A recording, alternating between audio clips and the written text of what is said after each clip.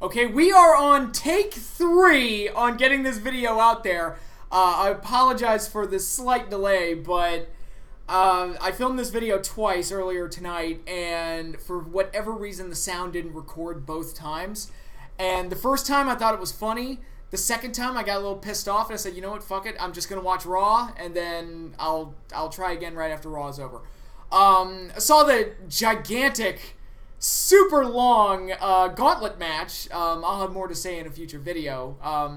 But it was certainly a very unique episode of Raw, and very memorable just for that alone. But like I said, I've got lots more to say about it, especially as we get closer to Elimination Chamber on Sunday. But for right now, this is part 3 of part 4 of my Wrestlemania MVP LVP series, where I take a look at every WrestleMania that has happened up to this point and determine who is the most valuable player and who is the least valuable player of each WrestleMania. Hopefully the sound is working this time. Hopefully you all can hear me. And hopefully I can get this video knocked out. So, which WrestleManias are we going to cover today? On the random order that was generated for me, the 3 WrestleManias that are up to be evaluated for this episode are WrestleManias 23, WrestleMania 28, and WrestleMania 3, the one that kind of set the bar for how all future WrestleManias would be set. So, actually, for these 3 WrestleManias, it's kind of fortuitous that they all got lumped together because these 3 I didn't have that hard of a time determining an MVP and an LVP, so the last 2 times I filmed it, it was under 20 minutes. Hopefully my rant doesn't push it over 20 minutes, but I think I can knock this one out pretty quick. So, let's go. WrestleMania 23, I've talked about this show in the past. It's one that's not a bad WrestleMania by any means, but it's one that felt incomplete. A lot of the big matches were fine. Like, they were set on, like, the big matches they had. Their main event's pretty well set. The problem was the undercard was a little barren, and there weren't enough good enough stories on the undercard to really fill out the show. So it kind of feels like half a show in a way. But the big matches were Undertaker versus Batista for the World Heavyweight title for the SmackDown side of things. John Cena versus Shawn Michaels for the WWE title on the Raw side of things. And then in between you had the Battle of the Billionaires. Donald Trump, future President of the United States, selecting Bobby Lashley to fight for him. Vince McMahon selecting Umaga to fight for him. And Umaga and Lashley would have a match, and the losing billionaire would get his head shaved. So that was kind of the circus tent spectacle to draw people in. So if I'm going to pick an MVP from the show, it would pretty much have to come from one of those 3 matches. I could give it to Vince for, you know, doing the heel comeuppance thing once again at WrestleMania and getting his head shaved. I could give it to, of all people, Donald Trump, who got LVP for WrestleMania 4 from me for hosting WrestleMania in Trump Plaza, which is easily the worst venue in WrestleMania history. It looks hideous. I mean, go back and watch WrestleManias 4 and 5. That place looks hideous. But here, I mean, he was kind of the star attraction of the show, so I gotta, like, give him that little bit of credit. So you could probably make an argument for Donald Trump being the MVP. You know, that match people tuned in to see, is Vince going to get his head shaved or is Donald going to get his head shaved? And I think there are a lot of people now that would like to see Trump get more than his head shaved, but that's a discussion for another time. Then outside of that match, you've got Cena versus Michaels, which was a pretty good main event. Could give MVP to one of those guys, but I'm going to stick with Batista and Undertaker, that match, because I thought they had the match of the night. I thought it was the biggest match that SmackDown could offer, and it delivered. I thought it was great. I'm going to give MVP to The Undertaker. You know, it's funny, at the time, silly goose I thought that might have been Undertaker's last run as champion. I thought, oh, okay, so that'll be it, and that'll be his last run before he retires. Oh, how silly and dumb I was. No. That was not the last time we saw The Undertaker, so... And it certainly wasn't the last time we saw him win the title either. So, you know, give it a few years and I would get sick of seeing it. But for here, I was like, oh, that's nice, that's cool. One more great run for Undertaker before he heads off into the sunset. Of course, this run got cut short. He got injured or something. And this reign didn't last very long. But It did start kind of a year-long build-up between he and Edge, so that's fine. But yeah, for the performance he gave and for the match he had with Batista, and Batista held up his end of the bargain. I thought he did a great job here too. So I thought it was an excellent match of the night, and I'm gonna give MVP to The Undertaker. So good on him. LVP for WrestleMania 23. Well, let's go back to the Battle of the Billionaires, shall we? Alright, so like I said, Donald Trump and Vince McMahon were kind of the stars in the whole thing. Shane McMahon had a small, run-in role during the match, and Steve Austin was the guest referee and added a little bit more intrigue to the build-up. The least important part of the match were the two competitors, Bobby Lashley and Umaga, so I'm going to give them least valuable players. Through absolutely no fault of their own, they were just shoehorned in there, but the problem was, and it's not Lashley and Umaga's level of talent. Yeah, I thought Umaga was really talented. He's unfortunately since passed away. Lashley, great physical specimen, and I think there's some stuff for him to do, and I think he got better in TNA. But I would never put him on the microphone, but, because he sounds like Mickey Mouse. But, it really didn't matter who they put in this spot. It didn't matter who was there. It wasn't going to change the match. It wasn't going to change the outcome. It was all about Vince and Donald, and the two wrestlers were superfluous. They could have just as easily had Donald and Vince have an arm wrestling match, and Donald finds a way to win that, and just get to the head shaving at that point, because I found it funny when they were hyping the match up on Raw, and I saw the match graphic. You had Donald and Vince up front, you had Austin kind of in the center, and they kind of covered up Lashley and Umaga. It's like, I can barely see who the wrestlers are in the wrestling match, but, when you involve a celebrity, the goal is for the celebrity to give kind of a rub to the wrestlers that they're involved with. That didn't really happen here. Umaga and Lashley, like I said, they were interchangeable cogs in the machine. It could have just as easily been Kane and Khali, who also had a match at WrestleMania. It really didn't matter who was in that spot. So, it should have been a good spot for both of them because it was going to generate a lot of intrigue, but it ultimately did nothing for them, which is unfortunate, but them's the break sometimes. Now let's move on to WrestleMania 28, another one that was kind of defined by its big matches.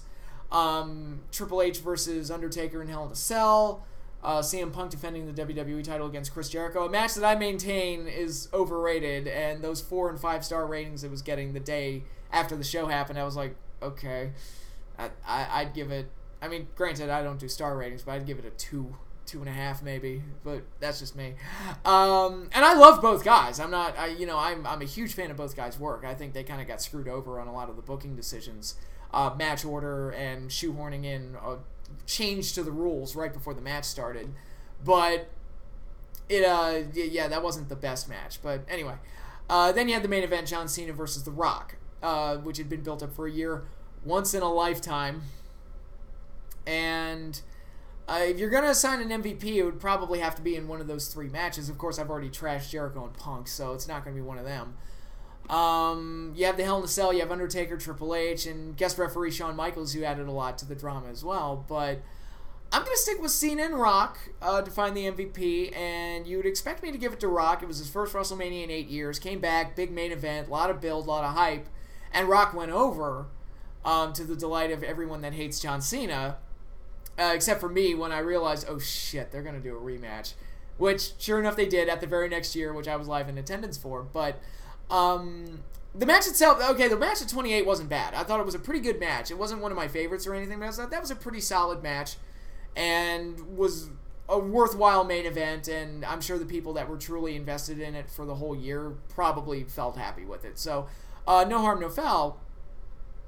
But I'm going to give MVP, much to my chagrin, I'm going to give it to John Cena, mainly because he had to carry the build-up for that match for the whole year prior, setting that match up the night after WrestleMania 27, and then having to basically carry the build-up for that match all the way through for the next year, because Rock's appearances were sporadic, and Cena was the one on TV every week, so he's the one that had to kind of keep the storylines going and make sure that the match was getting the proper build, and I thought he did an admirable job for the most part. He went off script in some of his promos against Rock, which was how he was able to go toe-to-toe with The Rock on the mic, and many people thought he surpassed The Rock, and I would tend to agree. He had more compelling things to say, and that was the other thing about the build-up. This version of the Cena character felt like he actually stood for something. Like, hey, that motherfucker left and abandoned us. I'm here every week. I've carried the ball since he left. Fuck that guy. Of course, now, fast forward to 2018, John Cena is the part-timer that goes off and films movies and comes back for sporadic appearances where, you know. Funny how times change. It's kind of like when Shawn Michaels and DX were making jokes about being, you know, the old guys being dinosaurs and everything like that. And then in 2009, they're doing their shtick. I'm like, who's the dinosaurs now? But anyway, yeah, I thought Cena did an admirable job in building this match up and having to hype the match for basically a year. And like I said, the match was good, so they did pretty well. And overall, I'm going to give Cena MVP. Don't like it. I don't like to give him credit, but I got to give credit where credit is due. And that brings me to the least valuable player of WrestleMania 28, which I thought about giving it to Big Show for winning the IC title when he had absolutely no business winning the IC title. And going up against Cody Rhodes, who was red hot, had a hot title run going with the IC title, had something going for him, but no, Big Show had to have his WrestleMania moment, which here we are, you know, what is it, half a decade later or whatever it is, and nobody remembers that happened. Except for me, because I was upset about it. So it just seemed like a waste of Cody's IC title run. It's like, look, if you want to have Big Show kill him and chokeslam him through tables and, like, Cody, like, gets himself DQ'd or counted out or whatever. Actually, again, like, and I said this when I reviewed the show way back when, but when they did the tables match the next month at Extreme Rules where Cody won the belt back, I was like, that's how the WrestleMania match pretty much should have gone. Where Cody gets kind of a fluky win and then Big Show murders him. I'm like, that's fine. That's how you do it. That's how you do it. Come on, guys. Not that hard. But anyway, I'm kind of rambling about that. But the least valuable player has got to come from the opening match, which was the World Heavyweight Championship, Daniel Bryan defending against Sheamus. And oh boy, oh boy. You know, not only was the World Heavyweight title relegated to opening duties for the second year in a row, pretty much diminishing, you know, any illusion that was a main event belt. You know, Sheamus was a lackluster Royal Rumble winner. Shouldn't have won. I said it should have gone to Jericho to add more heat to the situation with Punk. There wasn't a lot of intrigue in the build-up here. It was just kind of like, oh, hey, these two guys are having a match. Bryan was getting over with the yes thing and, you know, his world title run. That he wasn't well established to hold the world title in the first place, but he was one of those Money in the Bank cash-ins that was, hey, let's job him out for 3 months and then have him cash in. It'll be a surprise. And but Daniel was getting over, as the live crowd indicated at WrestleMania, and they were excited to see him. They were excited that match. Brogue kick, 18 seconds, 1, 2, 3. Sheamus wins. Sheamus was one of the hand-picked WWE guys. He's probably the worst attempt at a top babyface ever. You know, worse than Cena, worse than Reigns. They kept trying to ramp. Goddamn, did they keep trying to make Sheamus a thing, and it just did not work at all. I thought he was so obnoxious as a face, and much better as a heel. I mean, this tag team run he's doing with Cesaro is like the best thing he's ever done, but that face run did not work at all, and as the crowd showed at WrestleMania.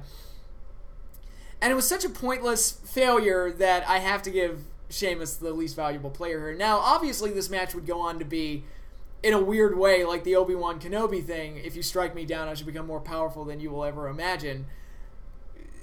Next night on Raw, the fans are going apeshit for Bryan. It's almost like Bryan found a way to, like, salvage his career after this, which is incredible, but yeah, this match was pointless. It was a terrible way to open up WrestleMania.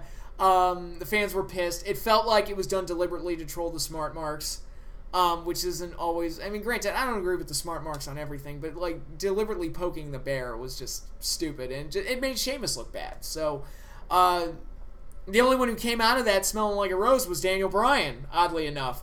But, yeah, least valuable player goes to Sheamus. That was a disaster. Didn't need to happen. Moving right along to the final WrestleMania of this episode, WrestleMania 3, the one that I have said set the standard for WrestleMania. I've said before in the past, WrestleMania was born in 1985, but it came to life in 1987. This was the one that set the standard. This was the one that set the foundation and the blueprint for how future WrestleManias would be presented. The big venue, the big build-ups, the main event matches, the big atmosphere, all of that contributed. The special moments, all of that helped to give WrestleMania its larger-than-life identity.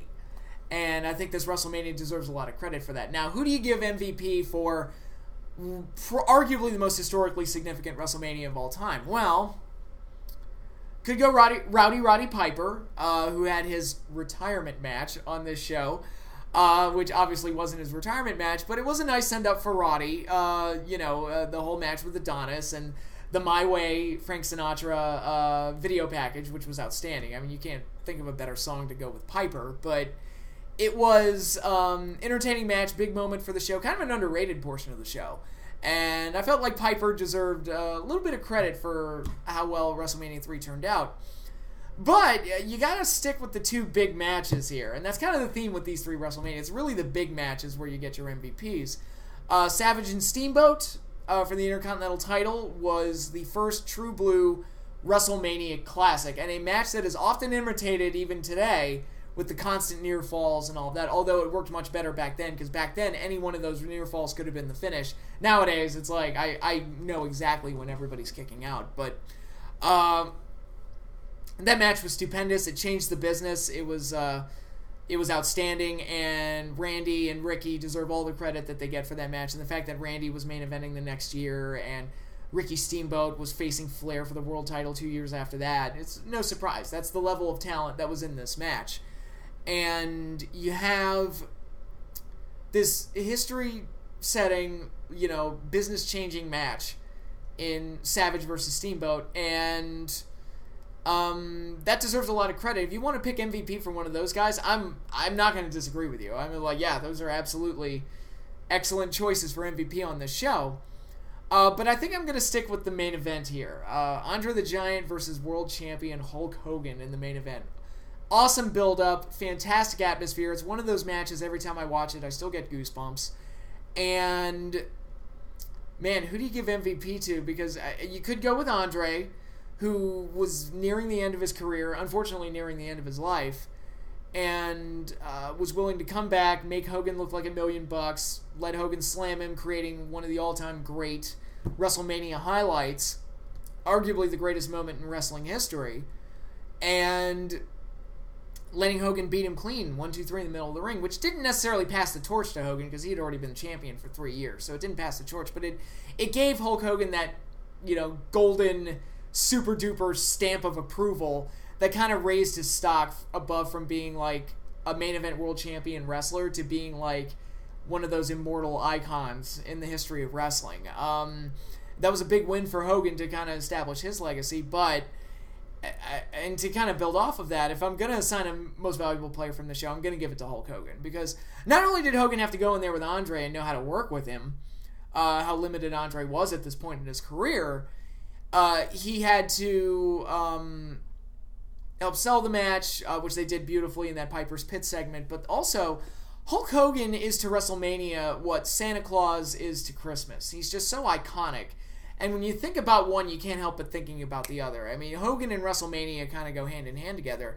And Hogan's work at those early WrestleManias, the tag match at 1, the match with Andre at 3, the match with Savage at 5, the match with Warrior at 6, those matches really helped set the standard for what a main event caliber match was at WrestleMania, and how to build a big main event match for a WrestleMania, and how to create those gigantic attractions that people will go out of their way to see, and kind of live on in the legacy of pro wrestling as some of the greatest and most historic matches of all time. Hogan was the guy that helped build that foundation and give WrestleMania, like I said, like the solid foundation it needed to build its over 3-decade legacy that it is today. The early Hogan WrestleManias helped to establish WrestleMania, and I don't know what WrestleMania would be like if Hulk Hogan wasn't a part of it in those early shows. I mean, I don't have a time machine, so we'll never know, but it's one of those things I think about, and you almost can't picture it. It's like those early WrestleManias almost needed Hulk Hogan to be in those big matches and to be in those big settings, to establish WrestleMania as the greatest wrestling spectacle of all time. And when you have a match like this, biggest match in the history of the business, most historically significant match in the history of the business, one of the greatest moments in the history of the business, with a big, career-affirming win over Andre the Giant, I feel like it has to go to Hogan. So, yes, Randy and Ricky had the best match on the show, but for the sake of history and the sake of intrigue and significance, I mean, Hulk Hogan's contributions to this WrestleMania can't be overlooked. And I'm going to give him the most valuable player. Now, who am I going to give least valuable player to? Well, there were some throwaway matches at this WrestleMania. There was the Coco Beware versus Butch Reed match. That was kind of just a throwaway nothing. Jim Duggan interfered in the Killer Bees tag team match, and that was kind of a nothing match. But I'm going to give it to Brutus Beefcake, who was in the biggest nothing match on the show, the Fabulous Rougeaus versus the Dream Team, a match that was so unimportant that Bobby Heenan basically interrupted the whole thing on commentary and basically just used that opportunity at the booth to hype the main event some more. And Brutus Beefcake inexplicably turned face and left the Dream Team. And then inexplicably Dino Bravo came in and took his place. And it was like, all right, that's super confusing. So, okay, the Dream Team's dead. Now it's Bravo and Valentine who are the Dream Team. Okay, why is anybody doing any of this? And then later in the night, Brutus Beefcake ran down and helped Piper against Adonis and then helped cut Adonis' hair, which gave birth to the barber gimmick, which was Brutus Beefcake's most successful run. But, watching it, as is, it was kind of like, what the hell? Like, why are you doing any of that? Why are you helping Piper? Why'd you turn against the Dream Team? Why are you doing any of this? Like, what's going on here? Your motivations are quite confusing. And that confusion, especially when he wasn't needed in the Piper thing at all, that could have just stood on its own and been completely fine. But the confusing nature of how he was used and the fact that the match he was in was nothing and that his role in the big match was unimportant, I'm going to give it to Brutus the Barber Beefcake. But that concludes this video. Hope to God it worked this time. For the love of God, if it didn't, I'm going to be so mad. God. But anyway, that is all I have for you now. I have more videos planned throughout the week. My next Star Wars review should be up this week. Also, I have another Wrestlemania MVP LVP planned for this week. And I've got something planned for Saturday. And then I'll do something for Sunday for Elimination Chamber. Probably a post-pay-per-view immediate reaction like I've been doing lately. So, that is all I have for here. Hope you all enjoy your week. Be sure to like, subscribe, follow me on Twitter, and hit that little bell icon in the corner to get notifications of my future videos. But that is all I have for you now. So until next time, later, everybody.